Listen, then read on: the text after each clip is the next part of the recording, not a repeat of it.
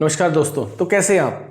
पिछली वीडियो में मैंने आपको बताया था कि what is present indefinite tense, होता क्या है, इसको कहाँ से स्टार्ट करना चाहिए और कैसे फिनिश करना चाहिए। आप इस वीडियो को देखने से पहले प्लीज़ आप इससे पहले वाली टेंस की जो वीडियो है फर्स्ट, आप वो देखिए, तब आपको ये टेंस बेटर समझ में आएगा, अदरवाइज समझ में नहीं आएगा। क्योंकि मैंने आपको वादा किया है, मैं आपको स्टेप बाय स्टेप इंग्लिश सिखाऊंगा। ये दूसरे YouTube चैनल्स की तरह नहीं, कभी ये बताया कभी ये बताया कभी ये बताया। इस चैनल में you have to go step by step. तो पहले इसकी टेंस की पहली वीडियो देखिए, अब ये सेकंड देखिए। आज हम स्टार्ट करेंगे सेकंड टेंस, जो है हमारा पास्ट इंडेफिनिट टेंस। हिंदी में कोई वाक्य पास्ट इंडेफिनिट टेंस का है तो उसकी पहचान वाक्य के अंत में क्या आता है? ता था, ते थे और ती थी। इसकी एक पहचान और भी है जो बहुत कम टीचर बताते हैं आपको, मैं आपको बताता हूं। साउंड भी आ सकती है लास्ट पे, आ, ए, ई। जैसे उसने खाना खाया या वह खाना खाता था, एक ही बात है। इसका जो फर्स्ट है इसे बोलते हैं अफर्मेटिव। फर्स्ट रूल है अफर्मेटिव। इसको कैसे बनाएंगे? सबसे पहले सब्जेक्ट, फिर वर्ब की सेकंड फॉर्म, फिर ऑब्जेक्ट। जैसे सेंटेंस है, राम भोजन खाता था। तो पहले सब्जेक्ट लगाइए, सब्जेक्ट है राम, अब वर्ब की सेकंड फॉर्म, खाना ईट होती है, सेकंड फॉर्म है एट, और ऑब्जेक्ट फूड। या ये भी हो सकती है, राम ने भोजन खाया। ये इंग्लिश बनेगी। होता क्या है, इसके साथ मेरा एक एक्सपीरियंस भी जुड़ा हुआ है। जब मैं पहली बार किसी स्कूल में टीच करने गया तो मैंने उनको बताया कि मैं I am doing first time teaching कर रहा हूं मैं। तो जब आप पहली बार किसी स्कूल में टीच करने जाते हो तो आपकी चेक की हुई कॉपियां कोई हेड टीचर या प्रिंसिपल चेक करता है। वो ये देखता है कि इस टीचर को पढ़ाना आता है या नहीं आता, वो जस्ट फॉर दिस जजिंग। तो ऐसे किसी बच्चे को मैंने समझाया था, तो प्रिंसिपल वहां से जा रहे थे, उन्होंने देख लिया, तो उन्होंने मुझे ऑफिस में बुलाया बाद में। तो बोले, सर आप गलत पढ़ाते हो, आपको पढ़ाना नहीं आता। मैंने कहा क्या बात होगी सर?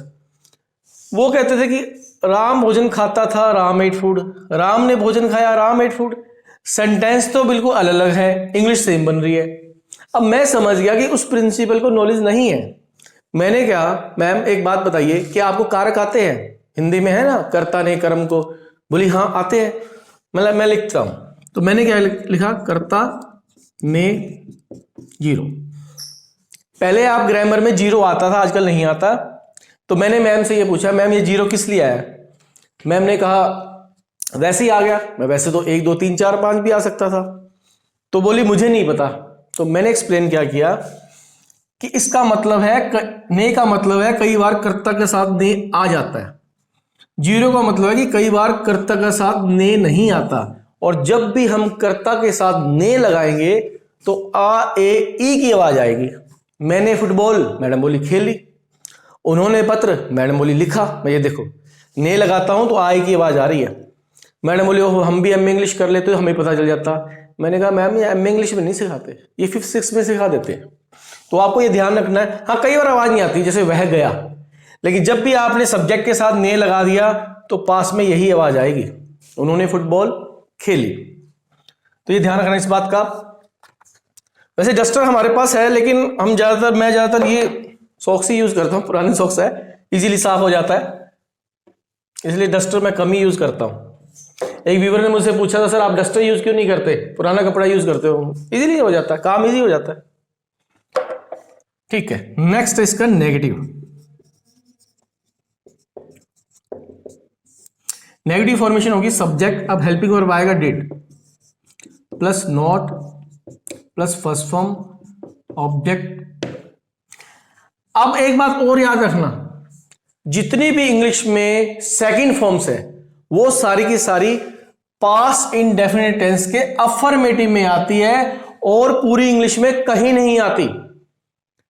यानी कि ये यहीं पैदा होती है और यहीं मर जाती है। आज के बाद हम जो भी फॉर्म करेंगे या तो फर्स्ट या थर्ड, सेकंड फॉर्म का यूज नहीं करने वाले, क्योंकि सेकंड फॉर्म पूरी इंग्लिश में सिर्फ पास्ट इंडेफिनिट टेंस के अफर्मेटिव में आती है और कहीं नहीं आती। नेक्स्ट देखिए, उन्होंने, अब देखो यहां नहीं लग गया ना, तो यही साउंड आएगी, ये नहीं आएगी। फुटबॉल नहीं खेली। हमने इन रूल्स को फॉलो करना हमेशा। रूल कहता है सब्जेक्ट लगाओ, सब्जेक्ट उन्होंने यानी कि वे, दे, डिड नॉट, फर्स्ट फॉर्म खेलना प्ले, और ऑब्जेक्ट फुटबॉल। थर्ड वन है interrogative.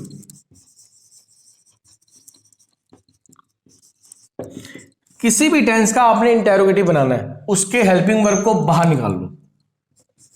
Did, subject, first form, object, question mark जुड़ लगाना आपने। क्या मोहन साइकिल चलाता था? तो ये रूल देखना है। सबसे पहले क्या था, डिड लगाओ, डिड लगा दो आप। अब सब्जेक्ट लगा दो मोहन, अब फर्स्ट फॉर्म लगा दो। हमें पता है कि जिस चीज के दो चक्र, दो पहिए होते हैं, उनके लिए राइट लगाते हैं, चार के लिए ड्राइव लगाते हैं। तो साइकिल के दो होते हैं तो हम राइट लगाएंगे, राइड बाईसाइकिल। BI बाई मैंने होता है दो, साइकिल मैंने चक्र, जिसके दो चक्र होते हैं जैसे बाईसाइकिल बोलते हैं, और ट्राईसाइकिल भी बोलते हैं जिसके तीन होते हैं, जैसे बच्चों का स्कूटर। अगर आप स्क्रीनशॉट लेना चाहते हो तो ले सकते हो, क्योंकि एक व्यूअर ने मुझे कहा था सर स्क्रीनशॉट भी लेना पड़ता कई बार, तो आप ले सकते हो। नेक्स्ट करते हैं। अभी हमने 3 किए हैं और 3 और बाकी हैं। फोर्थ रूल का नाम है इंटेरोगेटिव नेगेटिव। किसी भी टेंस का आपने फोर्थ रूल लिखना है, थर्ड रूल सारा लिख दो, बस सब्जेक्ट के बाद नोट लगा दो। तो फॉर्मेशन बन जाएगी did, subject, not, first form, object, question mark. क्या उसने सांप नहीं मारा? तो डिड, अब सब्जेक्ट ही, नॉट, वही फर्स्ट फॉर्म मारना, किल, स्नेक। फिफ्थ है इंटेरोगेटिव एडवर्ब। किसी भी टेंस का आपने फिफ्थ बनाना है तो आप WH लिखकर जो आपका थर्ड रूल है वो सारा लिख दो। सभी टेंस में सेम होता है। तो क्या बन जाएगा, did, subject, first form, object, question mark. वे पतंग क्यों उड़ाते थे? क्या बन जाएगा, WH, क्यों बाहर आ जाएगा, वाई। अब did, first form they, first form they, sorry subject they, first form उड़ाना फ्लाई, और ऑब्जेक्ट है kite. Y did they fly kite. Sixth rule है इंटेरोगेटिव नेगेटिव एडवर्ब। ये एडवर्ब क्यों आते हैं, क्या मीनिंग है, ये मैंने फर्स्ट वीडियो में बता दिया, आप वो देख लीजिए, लिंक मैं आपको डिस्क्रिप्शन में दे दूंगा। किसी भी टेंस का आपने सिक्स्थ रूल बनाना है तो WH लिखने के बाद आप ये फोर्थ रूल सारा लिख दिए। सभी टेंसेस में सेम होता है। Did, subject, note, first form, object, question mark. हमने चाय कब नहीं पी? तो हमने ऊपर वाले रूल को फॉलो करना है। सबसे पहले WH है कब, कब यानी कि व्हेन, फिर डिड, सब्जेक्ट हमने यानी कि वी, नॉट, जितनी भी गर्म चीज हम पीते हैं उनके लिए टेक लगाते हैं, ठंडी के लिए ड्रिंक, टेक टी। ये हमारा टेंस कंप्लीट हो चुका है। कई लोग कहते हैं कि सर ये नोट बाहर नहीं आ सकता क्या, यहाँ पे या यहाँ पे? आ सकता है, लेकिन फॉर्मल इंग्लिश में हम नोट अंदर ही लिखते हैं। हाँ, बोलते समय हम बोल सकते हैं did not he kill snake, लेकिन राइटिंग में हम ऐसे ही करते हैं। अब हम कुछ सेंटेंस बनाएंगे इस रूल के अकॉर्डिंग, क्योंकि जब तक हम सेंटेंस नहीं बनाते हमारे दिमाग में फॉर्मेशन नहीं बैठेगी। तो आप मेरे पीछे पीछे सेंटेंस बना सकते हैं। जैसे मैं पहले फॉर्मेशन लिख देता हूं सभी, फिर उसको आप रिपीट करते जाना। अफर्मेटिव, सब्जेक्ट सेकंड फॉर्म और object, second negative, subject did not, first form object, third interrogative, did बाहर निकाल लेंगे, सब्जेक्ट वर्ब की first form object question mark, fourth है इंटेरोगेटिव नेगेटिव, कुछ नहीं सब्जेक्ट के बाद नॉट, बाकी same, did subject not first form object question mark. Fifth rule है इंटेरोगेटिव एडवर्ब, मैंने बताया था WH के बाद थर्ड रूल सारा लिख दो, सभी टेंस में सेम है। डिड सब्जेक्ट वर्ब की first form object question mark. Six है इंटेरोगेटिव नेगेटिव एडवर्ब, WH के बाद फोर्थ रूल सारा लिख दो, did subject not first form object question mark. अब हम सेंटेंस बनाते हैं। जैसे पहला सेंटेंस है उसने भोजन खाया, अफर्मेटिव है, आई की आवाज आ गई। ही एट फूड, उसने भोजन नहीं खाया, क्या बन जाएगी? He did not eat food. क्या उसने भोजन खाया? Did he eat food. क्या उसने भोजन नहीं खाया? Did he not eat food.